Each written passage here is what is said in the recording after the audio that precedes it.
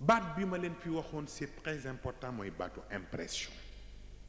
gis nga nit loo bëgg mu intéressé ko mu yitteel ko da ngay fexe ba mu impressionné ko mooy comme liñ leen wan sànq ci affaire xale yooyu ñuy jàng xam nga loolu dana encourager xale bi pour mu jàng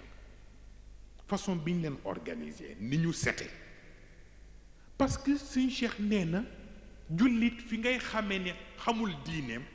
ci ñaar nga koy njëkk a xamee mooy sajaadaam ak kaamilu alquraanam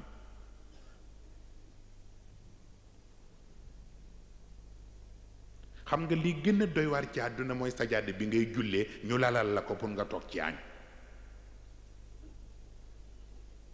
te doo ko seetlu te pourtant alwaadil muqaddas la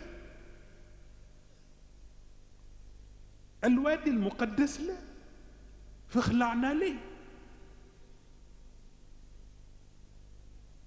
foofu ngay commencé sa sajaade bi ngay jullee bul nangu def ci leneen lu dul toog ci jaamu yàlla wala nga dikk bi ci des mooy sa kamilu alquran suñ Cheikh neen fooy bu dee foo jot teg sa kamilu alquran ce qui veut dire foofu nga dañu xamee ni da ngay fooye sa diine